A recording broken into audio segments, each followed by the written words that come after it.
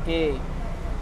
Untuk ya Ibu RS dan Atikah Hasiholan waktu itu pernah bilang anak ini katanya nggak tahu diri ya. Saya dianggap mungkin kayak nggak tahu diri ya mungkin ya. Bahwasanya saya ini udah dikasih rumah, ibu saya juga dianggap nggak tahu diri karena udah dikasih rumah, udah dikasih kendaraan ya, dikasih mobil. Lalu kemudian menuntut, nah itu yang saya maksud tadi, pengampuan yang saya ceritakan tadi, ini yang tidak diceritakan oleh Ibu RS, yang mana katanya ibu saya ini gila harta, serakah gitu loh, makanya nuntut Ibu RS pengampuannya, padahal ibu saya ini merasa dia tidak dimintai apa ya, izin, tidak pernah dijelaskan. Ibu saya lagi fokus hamil adik saya, melahirkan, tiba-tiba tank Ibu RS sudah jadi pengampu ayah saya, segala macam kebutuhan dipenuhi oleh dia, dan dia semena-mena.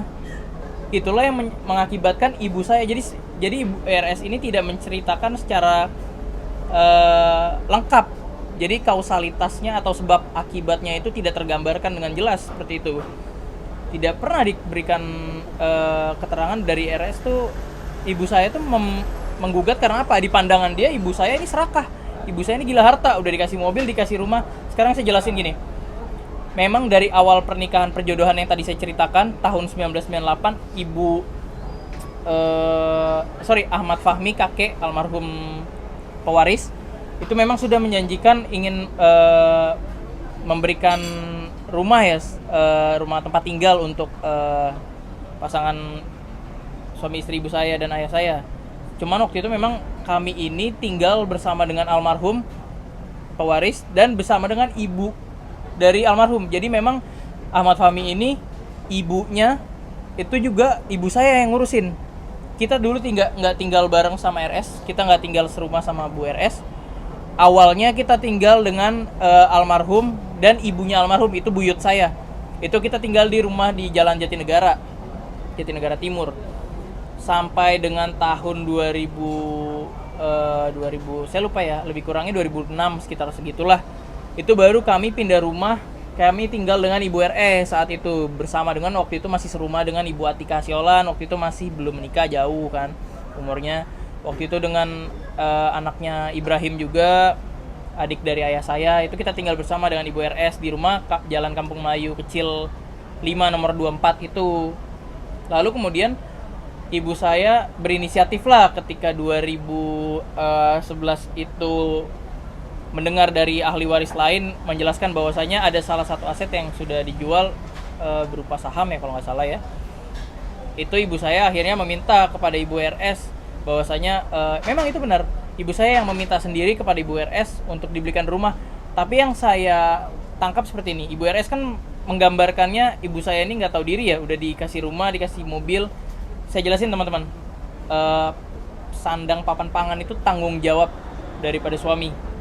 Teman-teman bisa pelajari sendiri di undang-undang perkawinan, itu mengatur tentang itu ya. Kenapa harus diminta dulu? Inisiatif dong. Ayah saya ini punya harta, katanya hartanya banyak, sediain dong tempat tinggal untuk anak dan istrinya. Ayah saya ini punya tanggung jawab, anaknya 3, laki semua lagi, pusing gak tuh? Anaknya 3, punya istri juga.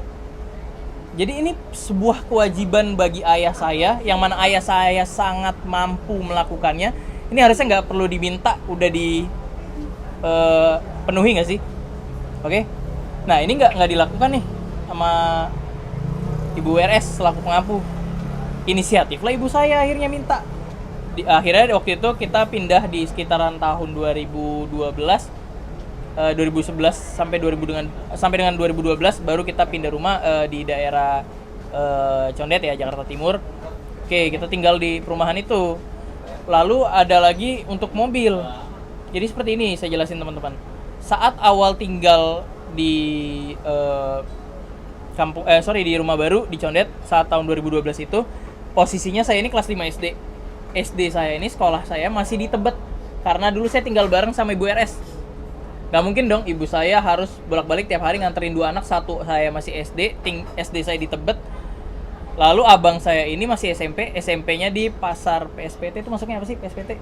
Tebet juga. Nah, Tebet juga ya? Iya, Tebet juga tuh. Sama-sama di Tebet nih, anaknya 2 nih. Baliknya beda-beda lagi, yang SD balik duluan, SMP baliknya sore. Gak mungkin dong bolak-balik Jakarta Timur motoran nungguin anaknya 2 sekolah masih kecil-kecil. Ibu saya akhirnya inisiatif lah minjem mobil, atau karena mobil di rumah kampung Naya itu banyak, minjem atau minta satu. Akhirnya waktu itu dikreditkan lah oleh atas nama Atikah mobil itu. Lalu ketika ada konflik 2012, lebih kurang 4 atau 5 bulan setelah kita pindah rumah, itu mobil ditarik lagi. Jadi kita sampai dengan saat ini gak ada mobil, gak ada kendaraan mobil di rumah. Teman-teman bisa lihat sendiri kok, atau tanya ke security satpam perumahan saya, tanya aja, nggak apa-apa. Kita nggak ada mobil dari dulu. Jadi memang ini pernah terjadi doang, walaupun cuma beberapa bulan, dan ini sangat digembor-gemborkan oleh Bu RS dan Bu Atikah ya kayak katanya. Yang mana biar tujuannya saya lihat biar seolah-olah ibu saya ini nggak tahu diri banget gitu. Padahal itu mobil udah nggak tahu raib dari kapan itu masih ada apa enggak, nggak tahu saya. Dan soal rumah itu balik lagi ke tadi. Rumah ini kan tanggung jawab daripada seorang suami, itu diatur dengan undang-undang perkawinan. Saya lupa undang-undangnya nomor berapa, 76 kalau nggak salah. Nanti saya baca lagi, atau teman-teman juga bisa pelajari sendiri di undang-undang perkawinan. Sandang, papan, pangan, ini tanggung jawab daripada suami. Oke, jadi ini nggak perlu dibahas lagi lah. Menurut saya ini basi. Kalau masih bahas-bahas ibu saya nggak tahu diri karena udah dikasih rumah ini, itu basi lah ya. Ada lagi mungkin teman-teman pertanyaan yang mau disampaikan? Pengen cuma ketemu bokap lah. Iya, ketemu bokap. Diperhatikan adikmu ini. Betul, di nafkah.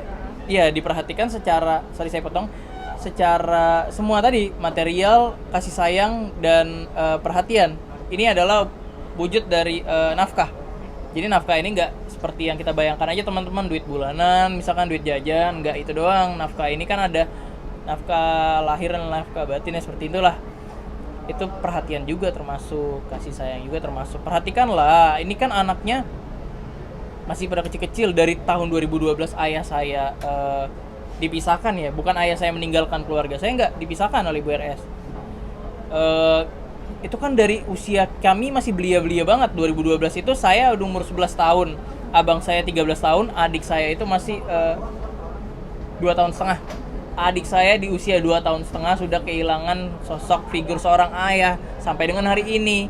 Tolong dong diperhatikan. Ini loh rumah kami jelas, dan kami nggak pernah kemarin ada yang bilang ya, saya lupa itu statementnya siapa, bilang bahwasanya kita ini melarang security, kita menyuruh, kayaknya Ibu RS di podcastnya, saya lupa juga ya, nanti saya cari lagi, berkata demikian, katanya kami ini ayahnya itu tidak boleh dilarang untuk bertemu dengan anak-anaknya. Teman-teman bisa wawancarain security di perumahan saya kalau mau ya, saya bisa atur janjinya dengan mereka ini bahwasanya kami tidak pernah melarang ayah saya untuk berkunjung menjenguk anak-anaknya di perumahan kami. Itu tidak pernah, itu bohong. Kami nggak pernah bilang begitu. Kita nggak pernah menyampaikan, Pak Iqbal kalau ke komplek ini jangan boleh masuk ya. Nah, nggak pernah. Kita nggak pernah kayak gitu. Malah kita menanti kehadiran ayah saya 2012 sampai dengan 2025. Ya ampun, itu berapa tahun. Ayah saya nggak pernah ke rumah sekali doang waktu itu buat sekitar 2016 atau 2015 saya lupa, itu untuk meminta restu, minta doa karena beliau waktu itu pergi haji.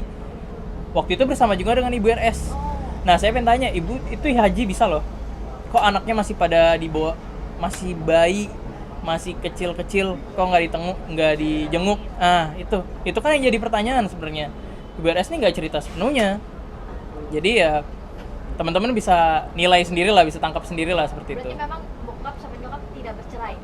Oh tidak. Jadi begini, kalau soal hubungan ibu dan ayah saya sampai dengan saat ini saya bisa nyatakan memang hubungannya masih suami istri. Karena menurut menurut negara ya, karena belum bercerai nih 2000. Jadi Ibu RS ini pernah mengupayakan untuk menceraikan ibu saya itu sebanyak 3 kali melalui PAJT, Pengadilan Agama Jakarta Timur. Waktu itu ibu saya tiba-tiba mendapat surat talak cerai daripada ayah saya, yang ditandatangani ayah saya di atas materai dan ditandatangani 2 orang saksi. Nah, yang saya pertanyakan, ini kok bisa orang tidak cakap hukum? Ya berarti orang tidak bisa mengambil tindakan hukum dong. Kok bisa tanda tangan di atas materai? Ini siapa yang buat? Ini inisiatif akal-akalan siapa ini? Kan itu pertanyaannya. Waktu itu pernah saya bawa ke media, nanti saya tunjukkan lagi kalau ini. Saya ada semua berkasnya punya. Salinannya saya punya semua. Lalu kemudian Ibu RS menceraikan ibu saya melalui PAJT kepada ibu saya, ibu dan ayah saya itu diceraikan melalui atas nama ayah saya, namun ditolak hakim. Itu waktu itu sampai kasasi. Lucunya teman-teman, Ibu RS ini pakai kuasa hukum ternama. Namun upaya itu tidak ada yang berhasil karena pertama itu ayah saya ini tidak cakap hukum. Hasilnya ingkrah karena tidak bisa seorang yang tidak cakap hukum mengambil langkah atau tindakan hukum seperti itu, nggak bisa. Karena udah ada surat putusan pengampunannya, penetapan pengampunannya udah ada. Jadi ini memang orang tidak cakap hukum, nggak bisa dong mengambil tindakan hukum seperti apapun, bukan cerai aja Kak. Jadi dia mau melanggar hukum pun dia tidak kena hukum karena memang tidak cakap hukum seperti itu. Nanti bisa dipelajari sendiri lah teman-teman. Lalu kemudian dicoba lagi dengan berupaya lagi atas nama Ibu Ratna Sarumpait sendiri. Tapi hasilnya juga tetap ditolak hakim karena ya nggak ada seorang mertua menceraikan menantu tuh, nggak ada, sejarahnya di Indonesia nggak ada.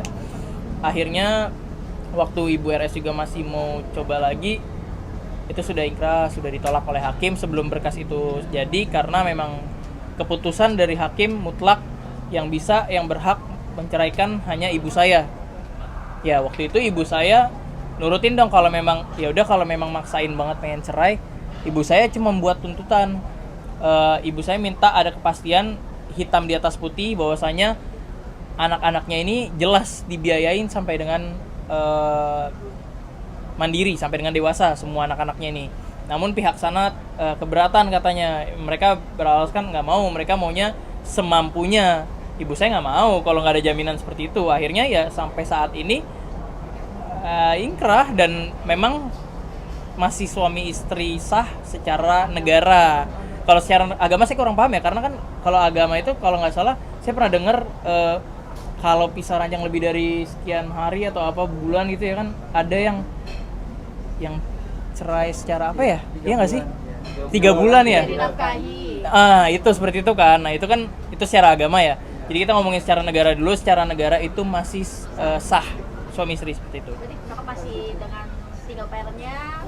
Betul. Nanti mungkin keluarga bokap untuk bertanggung jawab menangani anak-anaknya. Betul.